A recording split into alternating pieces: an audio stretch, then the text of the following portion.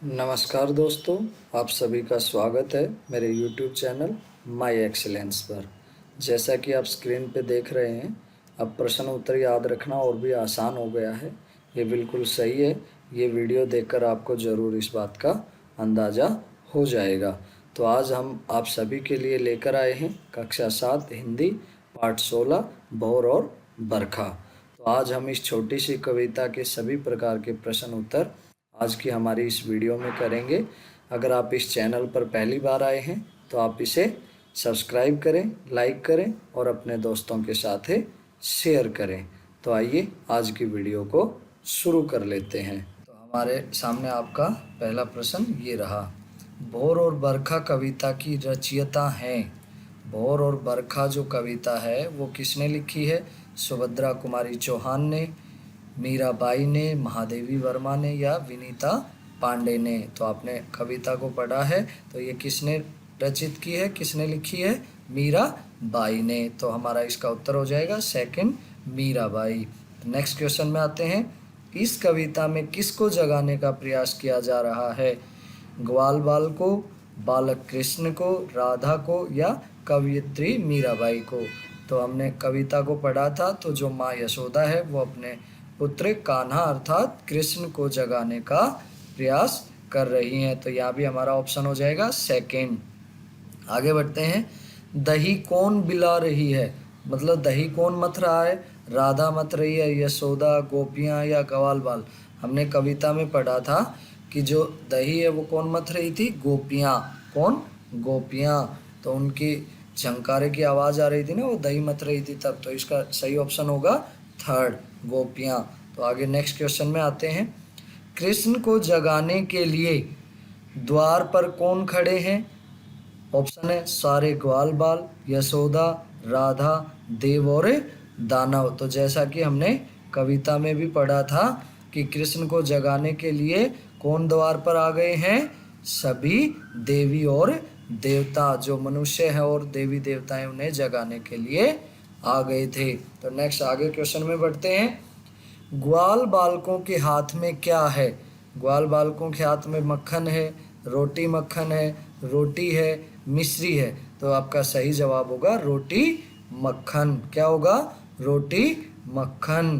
तो आगे बढ़ते हैं, मीरा को किसके आने की भनक मिली? तो आपके चार उत्तर हैं, ग्वाल बालों के आने की, गोपियों के आने की, या श्री कृष्ण के आने की, या फिर माँ यशोदा के आने की। अगर बच्चों आपने कविता को ध्यान से पढ़ा है तो यहाँ पर सही उत्तर क्या होगा? श्री कृष्ण के आने की। अगर बच्चों आपने इस कविता वाली जो वीडियो आपने नहीं देखी है तो उसका लिंक डिस्क्रिप्शन में है, आप वहाँ जाकर पिछले वीडियो को देख सकते हैं। तो इसका हमारा सही जवाब होगा श्री कृष्ण के आने की। इस कविता में किस ऋतु का वर्णन है? शरद ऋतु का, ग्रीष्म ऋतु का, वर्षा ऋतु का या फिर वसंत ऋतु का। तो किस ऋतु का यहाँ पर वर्णन किया गया है? यहाँ पर वर्षा ऋतु के बारे में बातें की गई हैं। तो इसका सही उत्तर होगा थर्ड, वर्षा ऋतु। आगे बढ़ते हैं, किसके आने की आहट सुनकर मीरा प्रसन्न हो गई? किसके आने की आहट सुनकर वो खुश हुई थी भाई? गोपियों की, ग्वाल बालों की, श्री कृष्ण की या सखियों की। तो हमारा सही ऑप्शन होगा भगवान श्री कृष्ण के आने की आहट सुनकर मीरा प्रसन्न हो गई थी। तो सही जवाब होगा श्री कृष्ण की।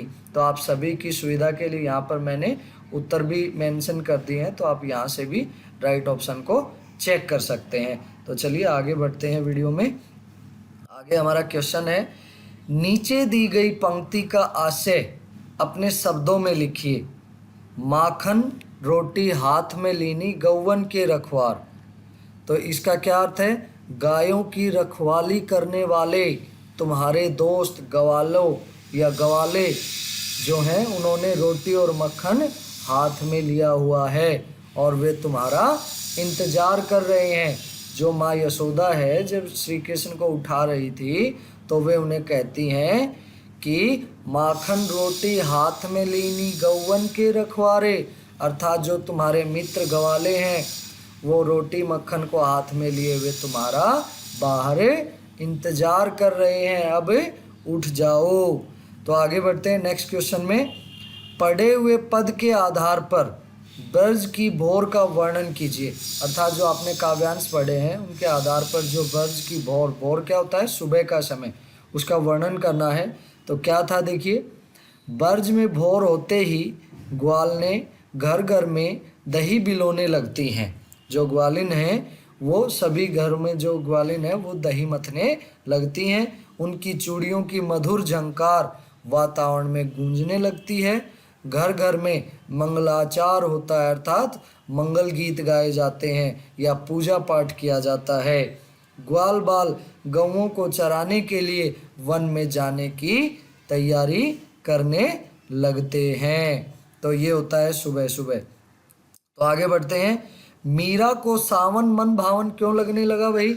आपने कविता पढ़ी है तो उसी के आधार पर जवाब देंगे कि मीरा को सावन मन भावन इसलिए लगने लगा क्योंकि सावन की फुहारों में मन में उमंग जगने लगती है और मीरा को भगवान श्री कृष्ण के आने का आभास होने लगता है। इसीलिए मीरा को सावन मन भावन लगने लगा, क्योंकि सावन की ठंडी ठंडी हवा में जो फुहारे हैं उससे मन में उमंग भर जाती है और उनको ऐसा प्रतीत होता है कि जैसे उनके गिरधर गोपाल आ रहे हों। तो आगे बढ़ते हैं बच्चों। आगे हमारा क्वेश्चन है, पाठ के आधार पर सावन की विशेषताएं लिखिए भाई। जो सावन का महीना होता है उसकी क्या विशेषताएं हैं? सावन के आते ही बादल चारों दिशाओं में उमड़ घुमड़ कर विचरण करने लगते हैं। अर्थात जब सावन का महीना आता आपने देखा होगा कि चारों तरफ बादल छा जाते हैं, बिजली चमकने लगती है, वर्षा की नन्ही नन्ही बूंदें बरसती हैं, शीतल हवाएं बहने लगती हैं अर्थात ठंडी हवा चलने लगती है और मौसम सुहावना लगने लगता है। अर्थात चारों तरफ बादल छा जाते हैं, बिजली चमकती है और नन्ही नन्ही हल्की हल्की बारिश शुरू हो जाती है, ठंडी हवा चलने लगती है और जो मौसम है वो बड़ा सुहावना दिखता है भाई। आगे बढ़ते हैं। आगे हमारा पोर्शन है अनुमान और कल्पना से संबंधित प्रश्न हम यहाँ पर करेंगे। तो देखिए, सुबह जगने के समय आपको क्या अच्छा लगता है? या आप बिल्कुल अपने हिसाब से जवाब दे सकते हैं कि सुबह जगने के समय मुझे अच्छा लगता है कि मेरी माँ मेरे सामने हो। ये एक बच्चे की अपनी अपनी पसंद हो सकती है कि जैसे ही आप सुबह उठते हैं तब आपको क्या देखना, क्या खाना, क्या अच्छा लगता है। तो यहाँ पर जवाब दिया गया है कि मेरी इच्छा होती है कि मेरी माँ मेरे सामने बैठी हो। तो आप अपने हिसाब से भी अपनी पसंद का यहाँ पर जवाब लिख सकते हैं। तो आगे बढ़ते हैं नेक्स्ट क्वेश्चन में। नेक्स्ट क्वेश्चन हमारा है, यदि आपको अपने छोटे भाई बहन को जगाना पड़े तो कैसे जगाएंगे भाई? मान लीजिए आपके मम्मी पापा आपको अपने छोटे भाई बहन को जगाने के लिए भेजें तो आप कैसे जगाएंगे? यदि हमें छोटे भाई बहन को जगाना पड़े तो प्यार से उनके सिर और बालों को सहलाते हुए जगाएंगे। उन्हें प्यार से बोलेंगे कि मुन्ना राजा, मेरे छोटे भाई, मेरी छोटी बहना, आप उठ जाइए, सुबह हो गई है। ऐसा नहीं करना है कि आप पानी डाल दो या जाके उसके कान में चिल्लाने लग जाओ, ये गलत बातें होती हैं। हमें ऐसा नहीं करना चाहिए। हमें प्यार से अपने छोटे या भाई बहन को सहलाकर आराम से जगाना चाहिए। तो आगे बढ़ते हैं बच्चों। नेक्स्ट हमारा क्वेश्चन है, ये देखिए, माता यशोदा अपने कृष्ण को किस प्रकार और क्या कहकर जगा रही हैं भाई? आपने कविता पढ़ी है तो जो माता यशोदा हैं वो छोटे कान्हा को, गिरधर गोपाल को कैसे जगा रही हैं भाई? तो देखिए, माता यशोदा अपने ललना श्री कृष्ण को तरह तरह के संकेत देकर जगाती हैं। क्या क्या बातें कहती हैं? वे अपने पुत्र से कहती हैं कि हे बंसी वाले प्यारे कान्हा, जाग जाओ, रात बीत चुकी है, अर्थात सुबह हो गई है, घरों के दरवाजे खुल गए हैं और जो गोपियां हैं वो दही बिलो रही हैं। ग्वाल बाल द्वार पर खड़े होकर तुम्हारी जय जयकार कर रहे हैं, यानी वे गौओं को लेकर जाने की तैयारी में हैं। तो जो माता यशोदा है इस प्रकार की ये सारी बातें कहकर छोटे कृष्ण को जगाने का प्रयास करती हैं। तो आगे हमारा नेक्स्ट क्वेश्चन है बच्चों, मीरा ने सावन का वर्णन किस प्रकार किया है? मीरा ने सावन का वर्णन किस प्रकार किया है? कविता के दूसरे पद में मीरा ने सावन का वर्णन एक अनुपम तरीके से किया है, एक अनुपम ढंग से किया है। मीरा जी कहती हैं कि सावन के महीने में मन भावन वर्षा हो रही है। सावन के आते ही मन में उमंग आ जाती है, उसे श्री कृष्ण के आने की भनक लग जाती है। चारों ओर से बादल उमड़ घुमड़ कर आ रहे हैं, बिजली चमक रही है, नन्ही नन्ही बूंदें पड़ रही हैं तथा मंद मंद ठंडी हवा चल रही है। तो मीरा ने सावन का इस प्रकार से वर्णन किया है, एक अनुपम ढंग से वर्णन किया है कि जो सावन की बारिश है वो बड़ी मन भावन है और मन में उमंग आ जाती है और उनको भगवान श्री कृष्ण के आने की भी भनक लग जाती है। तो आगे बढ़ते हैं बच्चों। नेक्स्ट हमारा पोर्शन होगा पाठ्य पुस्तक के प्रश्न अभ्यास, कविता से संबंधित क्वेश्चन है। तो क्या क्वेश्चन है देखिए। अगर आपको इस वीडियो को अच्छे से समझना है तो आप इसको पूरा देखिए, अंत तक देखिए, तभी आप सभी क्वेश्चन आंसर को अच्छे से याद कर पाएंगे। तो देखिए आगे क्वेश्चन। बंसी वारे ललना मोरे प्यारे लाल जी कहते हुए यशोदा किसे जगाने का प्रयास करती हैं और कौन कौन सी बातें कहती हैं? तो देखिए, बंसी वारे ललना मोरे प्यारे व लाल जी कहते हुए माता यशोदा श्री कृष्ण को जगाने का प्रयास कर रही हैं और वह उनसे कहती हैं कि मेरे लाल जाग जाओ, रात बीत गई है, सुबह हो गई है और सबके घरों के दरवाजे खुल गए हैं, गोपियां भी दही बिलोने लग गई हैं और तुम्हारे खाने के लिए जो तुम्हारा मनपसंद भोजन है, क्या है मनपसंद भोजन? मक्खन, वो गोपियां निकाल रही हैं। तुम्हें जगाने के लिए सभी देवता और मनुष्य खड़े हैं जो तुम्हारे दर्शनों की प्रतीक्षा कर रहे हैं। तुम्हारे दोस्त, तुम्हारे मित्र, तुम्हारे सखा, ग्वाल बाल भी तुम्हारी जय जयकार कर रहे हैं, तो इसलिए अब तुम उठ जाओ। तो इस प्रकार जो माता यशोदा हैं वो छोटे कान्हा को जगाने का प्रयास करती हैं। तो आगे बढ़ते हैं बच्चों। नेक्स्ट क्वेश्चन है हमारा, वर्षा में भीगना और खेलना आपको कैसा लगता है? ये तो बिल्कुल आसान सी बात है, सबको अच्छा लगता होगा। बारिश में भीगना और फिर उसमें खेलना मुझे भी अच्छा लगता है, आप लोगों को भी अच्छा लगता होगा, ये तो सभी को पसंद आता है। तो आप इसका जवाब लिख सकते हैं कि हमें बारिश में भीगना और खेलना बहुत अच्छा लगता है। तो आगे बढ़ते हैं। नेक्स्ट क्वेश्चन है हमारा, मीराबाई ने सुबह का चित्र खींचा है, अपनी कल्पना और अनुमान से लिखिए कि नीचे दिए गए स्थानों की सुबह कैसी होती है। तो आपको यहाँ पर इमेजिन करना है बच्चों, कल्पना करनी है, सोचना है कि आपके गांव, गली या मोहल्ले में जो भोर का समय होता है, सुबह का जो समय होता है, वो मतलब कैसा, उस समय का वातावरण कैसा होता है।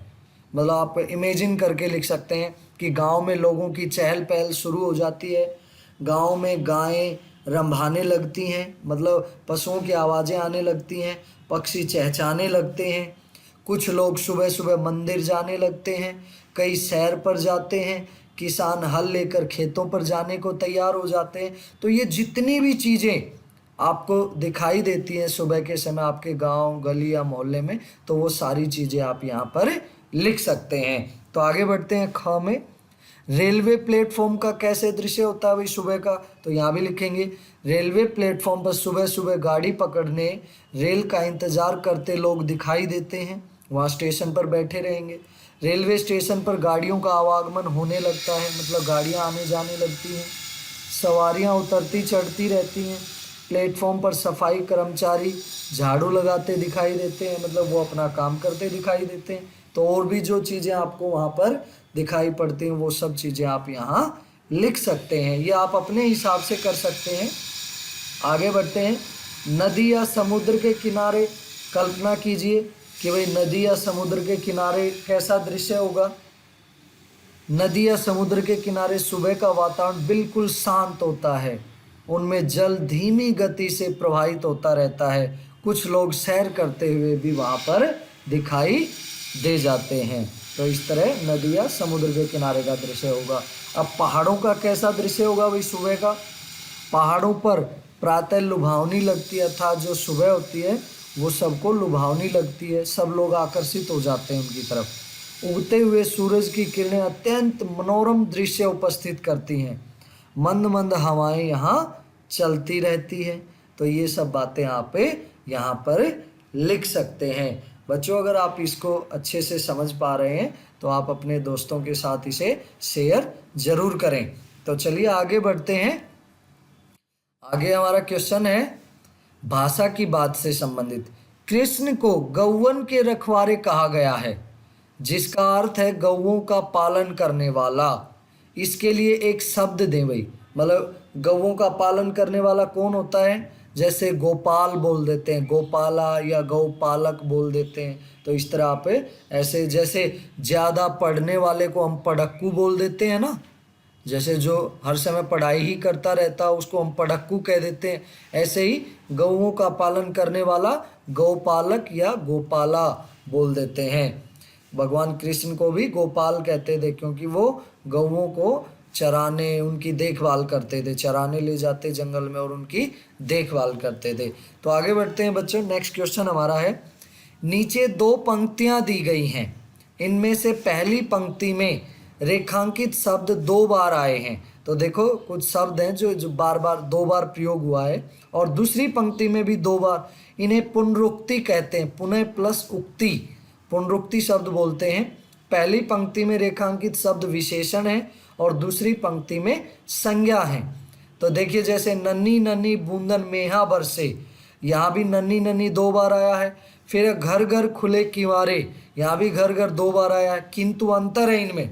जो नन्ही नन्ही बूंदन, यहाँ पर जो नन्ही नन्ही है वो विशेषण शब्द हैं, और घर घर खुले किवारे, यहाँ पर घर घर क्या है? संज्ञा शब्द हैं।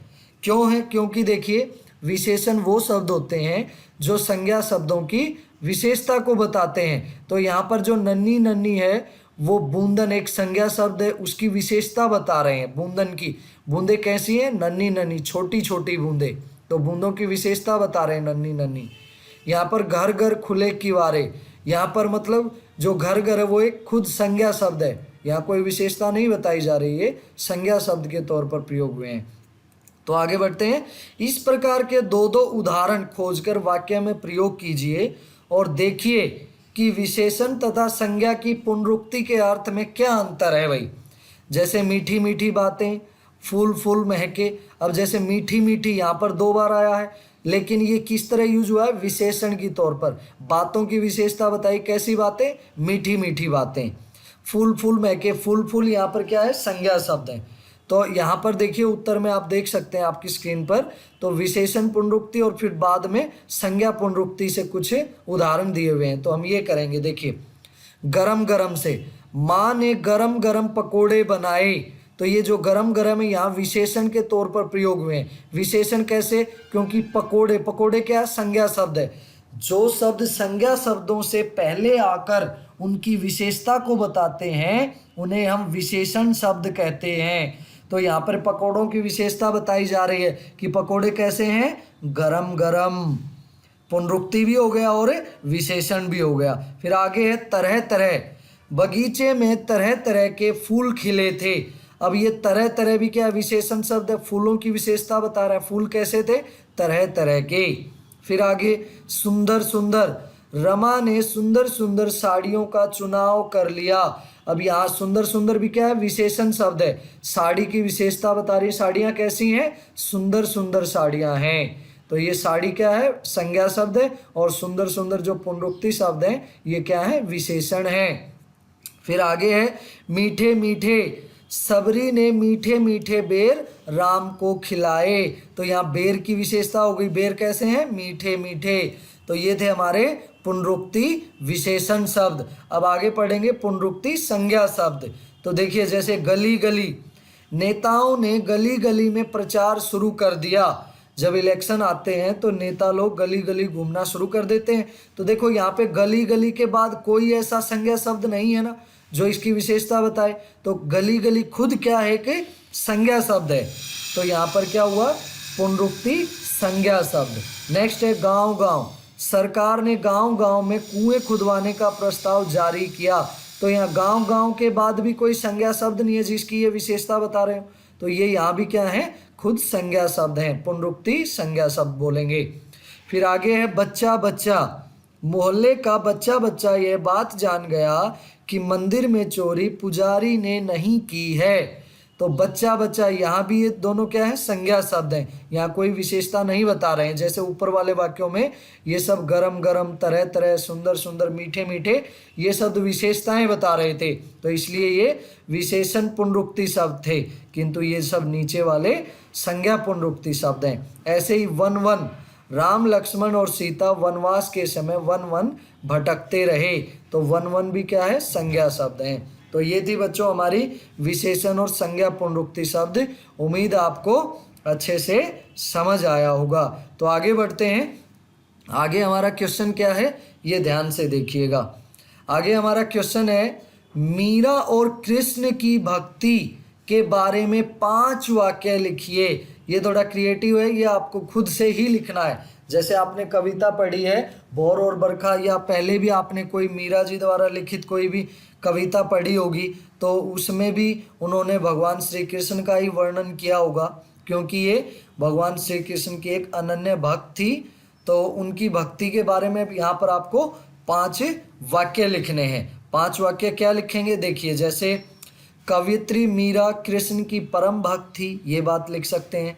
वे कृष्ण को अपना पति मानकर भक्ति करती थी। हाँ बिल्कुल ये सही बात है, मीरा भगवान श्री कृष्ण को अपना पति परमेश्वर मानती थी। उन्होंने कृष्ण प्रेम के लिए घर को छोड़ दिया। उन्होंने हाँ कृष्ण मोह के कारण ही घर बार भी छोड़ दिया था। वे घूम घूम कर मंदिरों में कृष्ण भक्ति में लीन रहती थी। बिल्कुल सही बात है, ऐसे लिख सकते हैं। वह कृष्ण की अनन्य भक्त थी, ये भी लिख सकते हैं। इसके लिए उन्होंने संसार की लोक लाज की भी परवाह नहीं की, अर्थात उन्होंने समाज को भी नज़रअंदाज किया कि समाज मेरे बारे में क्या कहेगा। उन्होंने तो सिर्फ भगवान श्री कृष्ण की भक्ति को ही स्वीकार कर लिया था, और भगवान श्री कृष्ण ही उनके लिए सब कुछ थे। उनसे बढ़कर मीरा के लिए कोई भी नहीं था। तो बच्चों ये थी आज की हमारी वीडियो। उम्मीद है आप सभी को पसंद आई होगी।